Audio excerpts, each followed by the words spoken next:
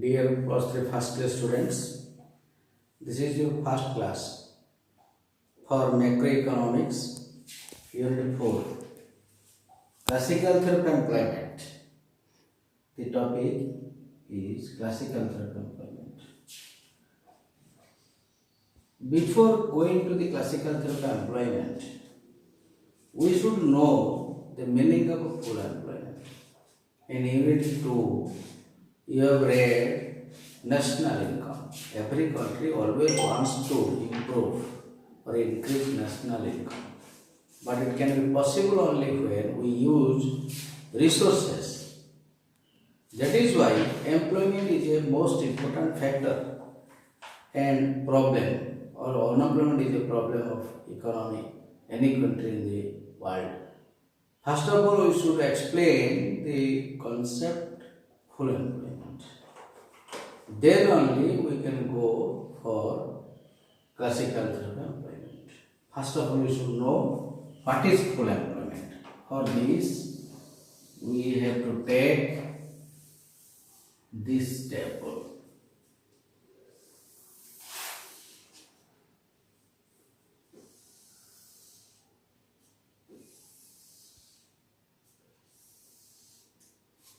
First part is willingness to work.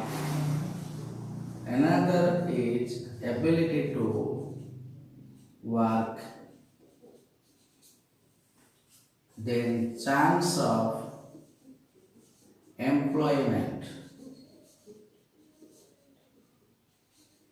and unemployment.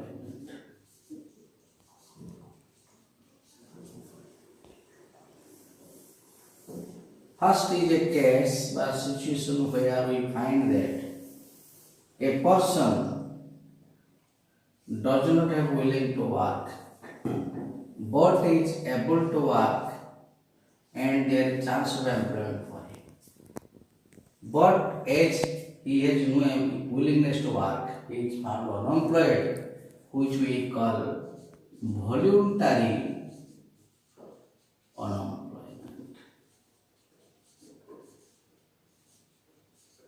Another case we may discuss here is that there is willingness to work, but the person has no ability to work. And chance of employment is also there. But as the person is not able to work, it is called structural unemployment.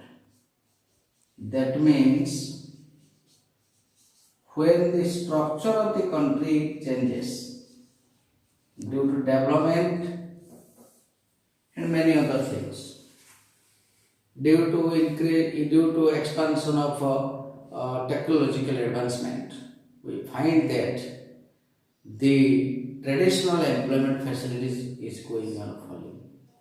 For example, when auto is available, no one is willing to go on rickshaw.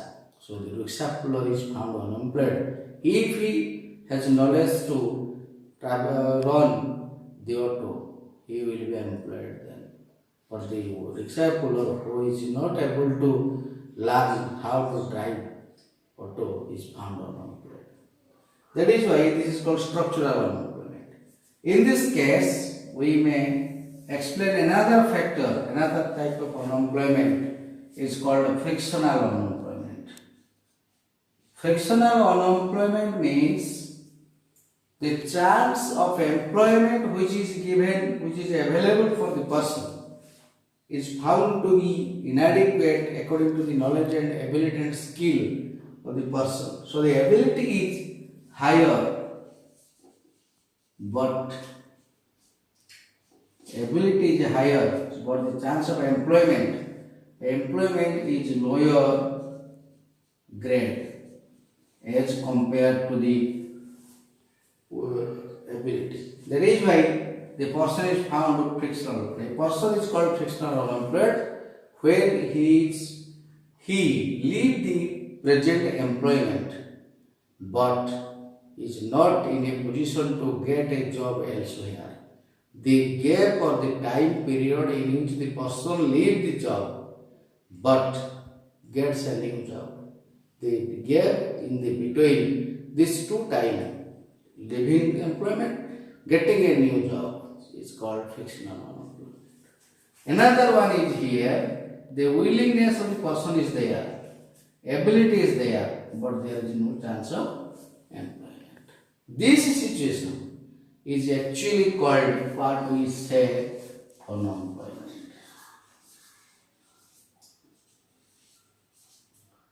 This situation is called unemployment. No, everyone is not unemployed. The person who is willing to work and ability to work, but he doesn't get job according to his ability, is called unemployment. So full employment is a situation. Full employment is a situation. Full employment is a situation where the unemployed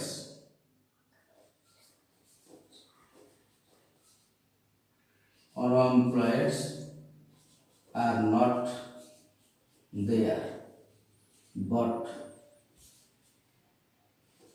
voluntary, structural, and frictional unemployed are found. Unemployed are found. So, in common parlance, in common language, we always say that full employment means the situation where everyone is employed. It is a wrong notion, it is a wrong concept. There is also unemployment during the full employment. The persons who are found unemployed are voluntary, structural, frictional unemployed during the full employment. So, full employment is a situation which is found in the situation that the voluntary, structural, frictional unemployments may be there, but the persons who are willing to work, ability to work, they get job. This is the what meant by full employment. Now we will go to classical theory. Now we will go to classical theory of employment. There is no economist or single view on classical theory of employment. We combine a series of views of different classical economists together to get classical theory of employment. Adam Smith, Jabise,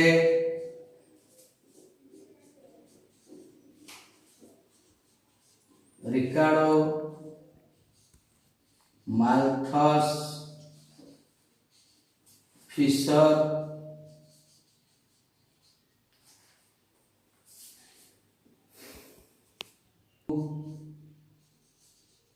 are the classical economists, or we consider their views altogether. We call the classical theory of employment. Classical theory of employment is based on some assumptions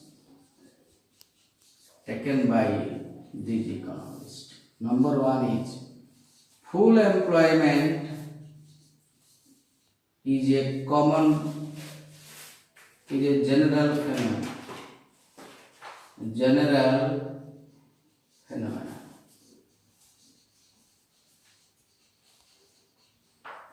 If there is unemployment, it is considered that it is automatic adjusting. That means it will be overcome in long run. So classical economists assumed long run analysis. Automatic adjustment.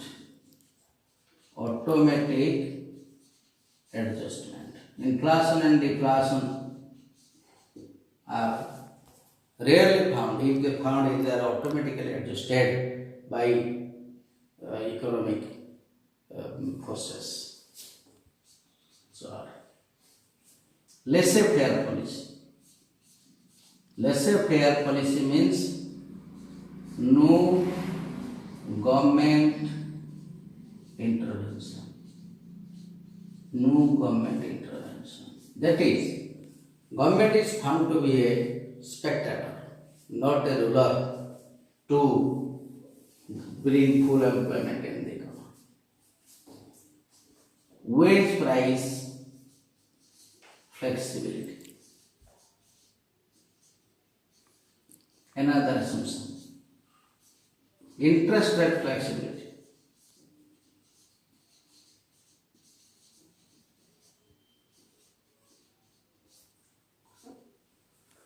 MV equal to PT. Wage and price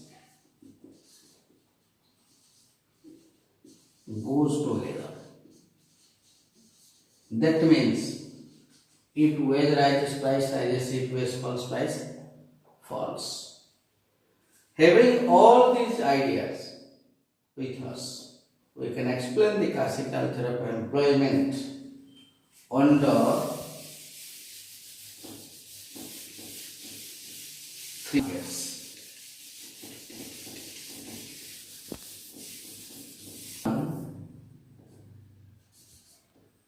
Product market. Number 2, factor market. Number 3, money market. Product market deals with y equal to function of n k0. K0 means technology remaining constant. Employment is a, or production is a function of employment. N means employment of laborers particularly.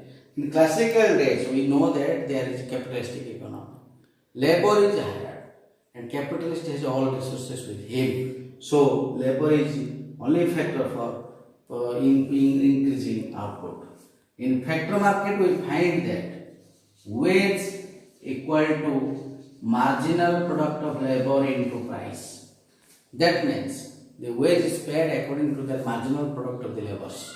So marginal labor into price equal to money wage, which is paid to the labor. Or we find that wage by price equal to marginal product of labor. Wage by price equal to real wage. Real wage equal to marginal product of labor. So, labor is paid according to the marginal product. So, employment is a function of real wage. Basically, it is told employment is a function of real wage. As real wage rises, employment also rises. Again, money market.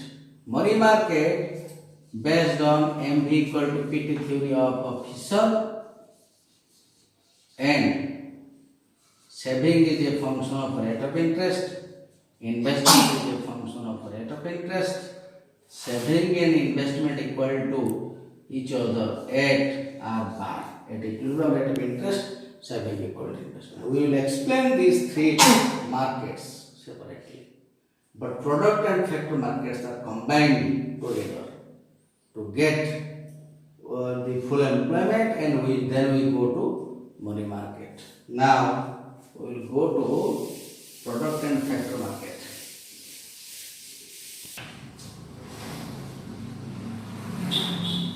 Product and factor market. For this we will have a diagram.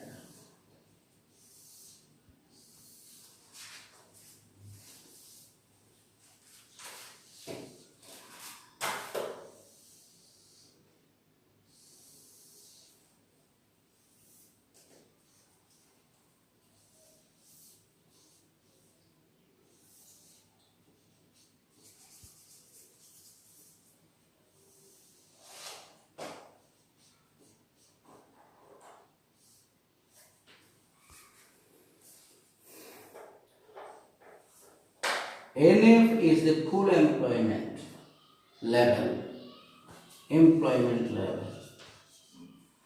and we find that output curve like this. Y equal to function of NK 0. This is the full employment equilibrium in the economy. Let for example wage rises, real wage rises. When wage rises, supply of labor also rises. As we know that during full employment there is presence of voluntary unemployed, those who know how to work or the ability to work. They have ability to work, but they do not have willingness to work. When the wage rises, they are willing to work, so supply of labor goes up. But when wage rises, the employer doesn't like to give more employment, so employment goes down. So now the supply of labor is going to demand for labor is going one. So this is the unemployment level found in the country. How to solve this?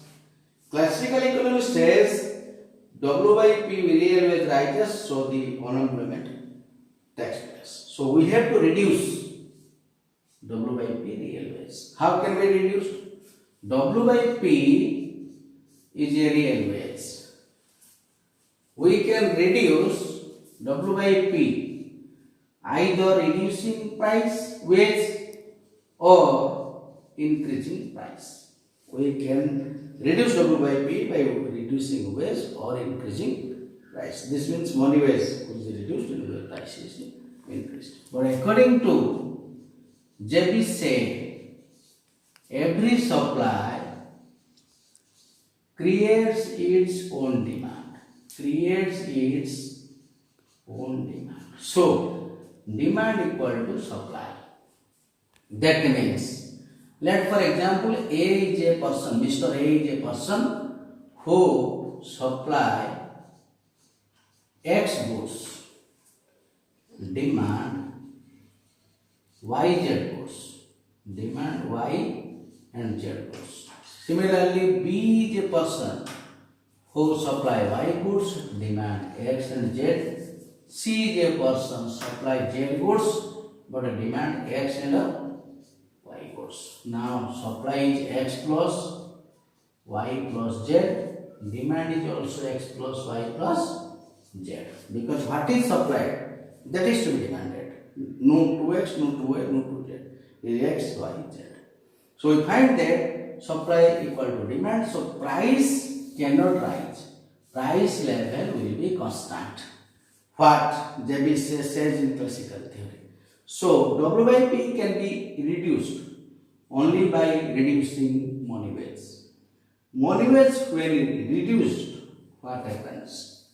When money wage reduced, cost of production also falls. Cost of production falls means price falls.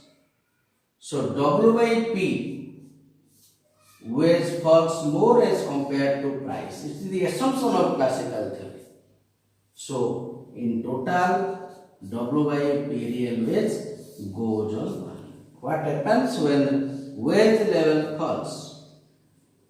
The voluntary unemployed who came for employment when wage rise, they leave the market. And due to reduction of the wage, the employer like to employ more. So economy again come to the equilibrium situation. This is called wage price flexibility mechanism of the classical theory.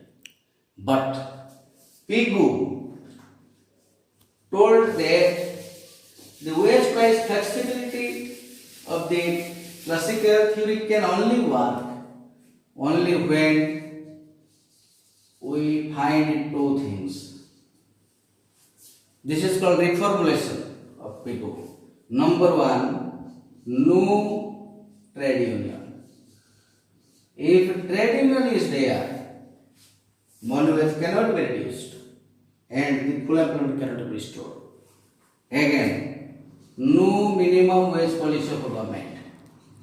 Minimum minimum wage policy of government.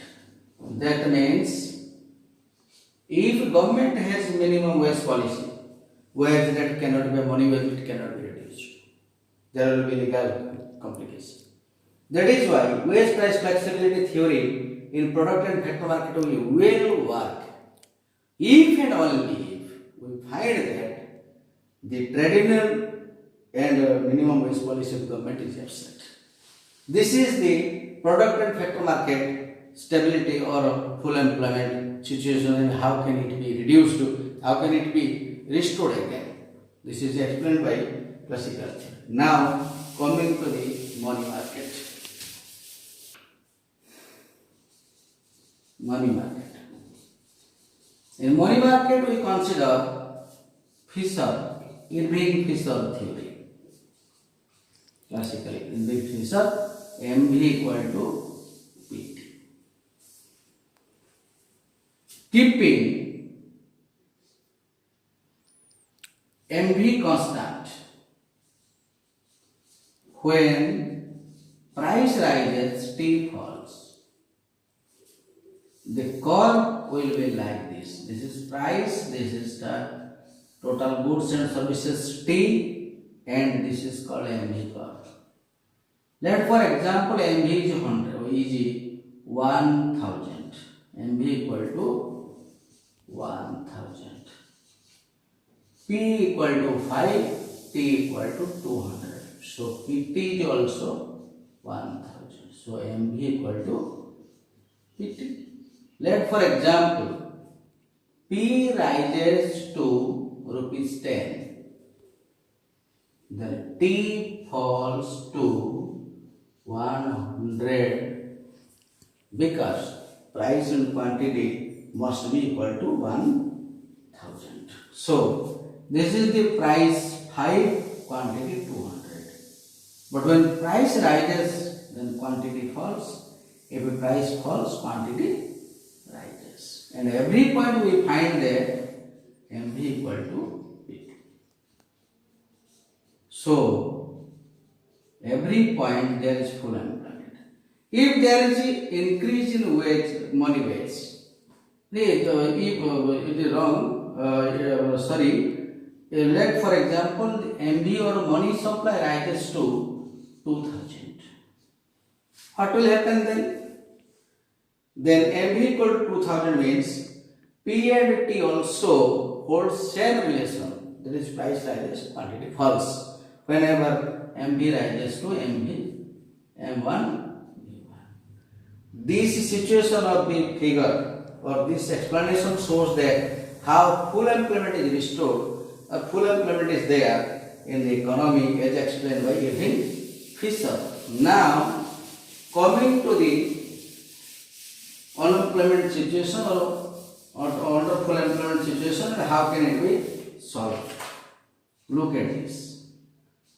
Saving is a function of rate of interest.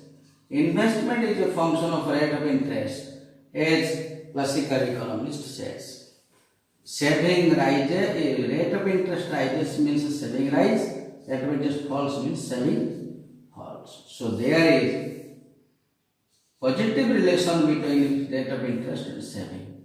Rate of interest rises means saving rises. So also in case of investment, classical economists told that rate of interest rises means investment falls, rate of interest falls means investment rises. So there is a negative relation between rate of interest and investment. Combining these two, what we find is that this is investment, this is saving. This is full employment in the economy, this is rate of interest. So saving and investment is otherwise called demand and supply of capital or saving and investment. Find that, for example, investment equal to saving at R bar. Let for example investment rises. That investment rises. Investment rises means saving must rise so that they will. Saving is not equal to investment means there will be two cases. Investment greater than saving, investment less than saving. When investment rises, saving must rise so that they are equal to each other. It can be possible only when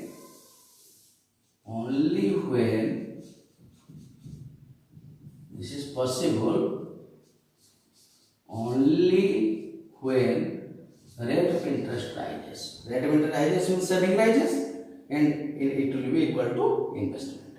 So take this in the figure. Investment rises from I to I1 and we find the rate of interest also rises. This rise in rate of interest increases saving. So equilibrium will be established at a higher level of demand and supply for capital. Again, if investment less than saving, what will happen? Investment is reduced means saving must be reduced so that they will be equal to each other. It can be possible only when rate of interest falls. That means in figure when investment falls, rate of interest also falls and there will be equilibrium in the economy at lower level of saving and investment. So, classical economists told that this mechanism is called interest rate flexibility. What we find that interest rate is increased or decreased so that higher investment or lower investment can be matched by increasing saving or reducing saving. So, in summary, we find that the classical economists told that the full employment is the only situation in the economy. If their problem arises in product and factor market or unemployment or in money market, there is a discrepancy between saving and investment. It can be matched by two mechanisms. For product and factor market, we find that wage price flexibility is the mechanism, and for money market, we have another mechanism is called interest rate flexibility mechanism. This is what all classical theory of economists or classical theory of employment according to classical economists. In the next class, we will explain classical theory and its criticisms and sage law of market. Then we go to Keynes theory of employment.